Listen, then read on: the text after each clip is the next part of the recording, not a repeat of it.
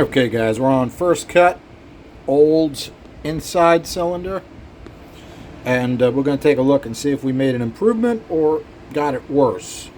Now what we wound up doing was we did a bunch of work on that right side push rod pinch. Straighten that wall out a decent amount. But did the port like it? It's a good question. As far as our liquid, it looks pretty good. I mean, we did improve how wide our splash is on the outside wall. You can see the new liquid over the old liquid is almost identical direction. We've got a little splash on the other side of the bowl. You got plenty on the guide. It looks quite good right down its throat. Now, one thing I did do, which was probably a mistake, is you had a lot of filler on this wall here. And by accident, I took a bunch of that out with the burr, because it's body filler. You just got to come near it and it explodes. That may have been a mistake. Okay, it may need, since the whole port has moved this way, this may need to be filled again. But I'm going to do some other work.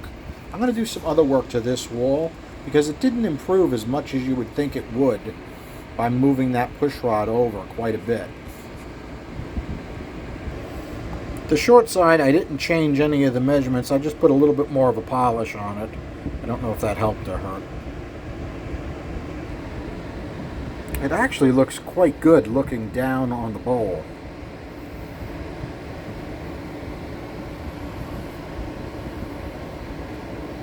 You know, like I said, this is the Big Block Chevy good port. It should really work well, you would think. Not necessarily.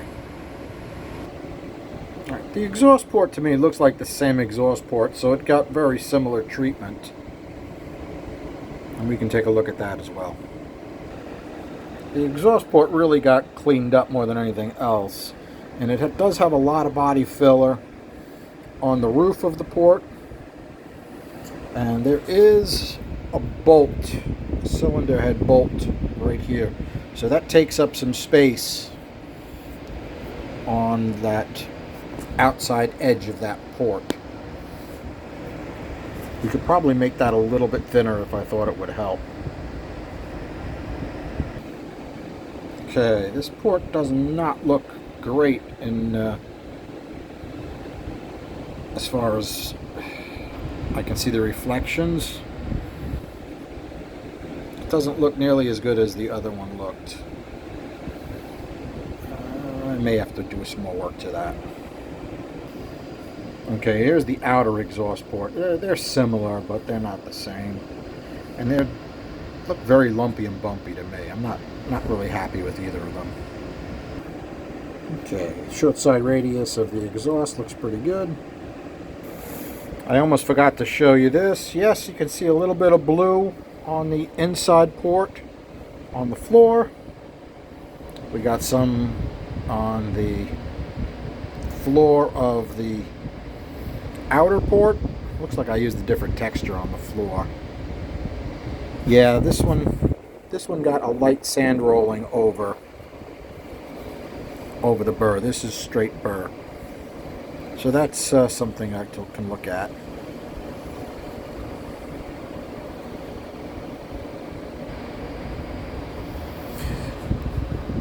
That wall on the left has been changed quite a bit, and I think it still needs more work.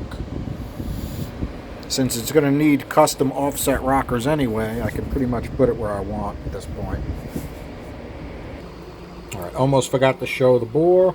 I think it's very interesting that even though the intake port comes in at a completely different angle, the swirl angle that you can see with the liquid is extremely similar. Ant on my flow bench. I don't like that at all. Okay, now I did the same thing that I did on the outer, but it didn't go down there. Just so you know, wifey's gonna go go down there. Because you can't give me 5 seconds a piece. Stock. I had to do a valve job on it. And I had to do radius. And I had to work on the short side radius. Alright. So even stock had quite a bit of work done to it. So that were these numbers. They weren't terrible. Okay, we had a decent number at 300. We topped out 0.75 at 364. At a little bit more, 363, 361. All right, starts going down, which is important. As far as swirl,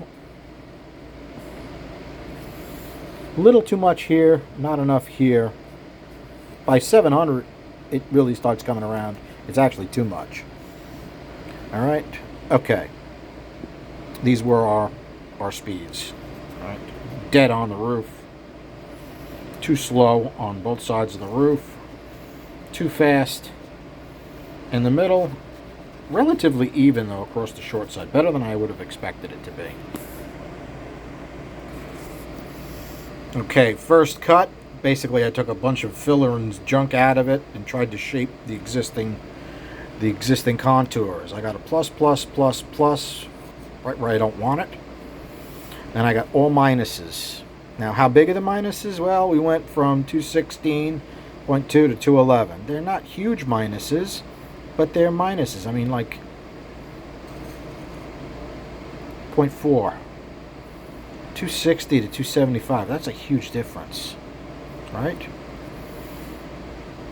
312 to 322. That's 10 CFM. So we got to really look at that. And I may have to pull the bore adapter and make sure it's laying exactly where I want it to on the bore. It may not be, which is a real pain. But you got to do it to make sure it's right. So what we get? What did we wind up figuring out here? We maxed out at 353, 364. It's 11 CFM loss. Okay. As far as our swirl, these numbers here represent what we did. So we got minus, minus, minus, plus, plus, plus, minus, minus, minus. The swirl curve is very similar. It really hasn't changed that much. All right, see if we did as badly with the exhaust port. Okay, this is the exhaust port. Don't worry about these numbers here. This is what it did, right? It maxed out at 269. It's got 290 with a 2-inch pipe at 0.75. Okay. Okay. These numbers versus these numbers. These pluses or minuses are what we're looking at. We got plus, plus. We got nasty noise, which gave us all minuses in here, right? We had noise before, but it was a little bit different spot. So that didn't help. Minus, minus, plus, plus, plus. We topped out better. Okay. So at 700, we're 269. At 700, we're 272. At 0.75, we're now at 305 with a pipe. Okay, at 0.9, we're no, that's not right. All right, 283.5, but that's without the pipe. Okay, I gotcha. And I didn't carry the first one over 0.8. So I got some better top end flow, but in here is kind of a mess. I'm gonna have to see what I can do with that. And it's very tough to get air speeds on the exhaust on this head.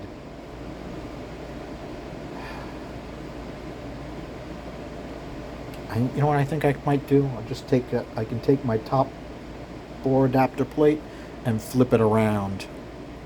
That'll be easier. I think that's what I'm going to wind up doing, guys. Alright, well, in any case, how did we do with our intake speeds. We didn't go over them. This is what they were. This is what they are. Okay, I actually did these flows yesterday, but it was too tired to analyze them and figure out what's up.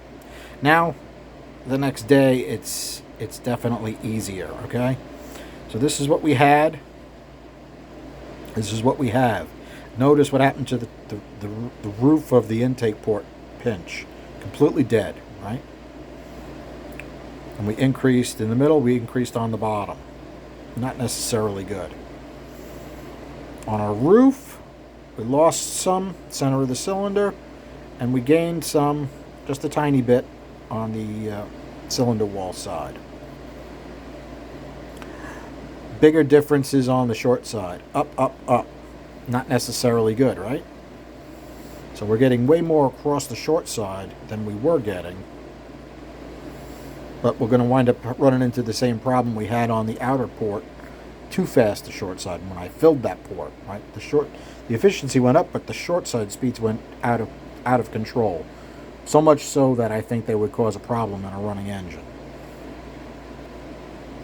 Okay, so I've got some work ahead of me today. And we'll see if we can fix these up a little bit more. I'd like to get rid of some of this noise here. I do have to check my bore adapter and how it fits on the head. The first one I did, but the outer port I did, but I didn't do it on the inner port. I thought it would be the same, but I might be wrong. That could skew me quite a bit. Unfortunately, you got to do your homework before you do the testing, which is a real pain. All right, guys. Thanks for hanging out. Have a good night.